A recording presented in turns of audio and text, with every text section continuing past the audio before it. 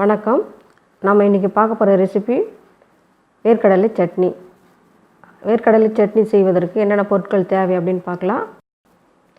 வறுத்த வேர்க்கடலை 100 கிராம், சிவப்பு மிளகாய் 2, பூண்டு 5, எண்ணெய் 3 டீஸ்பூன், புளி சிறிதளவு, உப்பு தேவையான அளவு, கடுகு அரை ஸ்பூன், கருவேப்பிலை சிறிதளவு.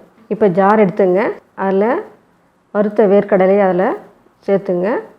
அதனோட 2 காய்ந்த மிளகாய், பூண்டு, புளி, உப்பு சிறிதளவு சேர்த்து அரைங்க.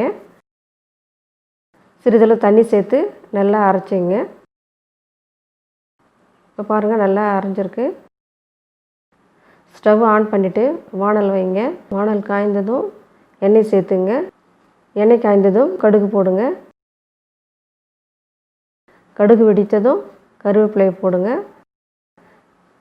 கொஞ்சம் வதங்கின பிறகு ஸ்டவ் ஆஃப் பண்ணிவிடுங்க. இப்போ அதை ஏற்கனவே நம்ம அரைச்சி வச்சுருக்கிற சட்னியில் இந்த தாளிச்சதை கொட்டி கிளறி வச்சுருங்க. சுவையான வேர்க்கடலை சட்னி ரெடி. இந்த வீடியோ உங்களுக்கு பிடிச்சிருந்தாக்கா லைக் பண்ணுங்கள். உங்கள் ஃப்ரெண்ட்ஸுக்கும் ஃபேமிலி மெம்பர்ஸ்க்கும் ஷேர் பண்ணுங்கள். அப்படியே கீழே இருக்கிற ரெட் கலர் சப்ஸ்கிரைப் பட்டனையும் கிளிக் பண்ணுங்கள். பக்கத்தில் இருக்கிற பெல் பட்டனையும் கிளிக் பண்ணுங்கள். அப்போ தான் நாங்கள் போடுற வீடியோலாம் உங்களால் பார்க்க முடியும். மறக்காமல் சப்ஸ்கிரைப் பட்டனை கிளிக் பண்ணுங்கள். நன்றி.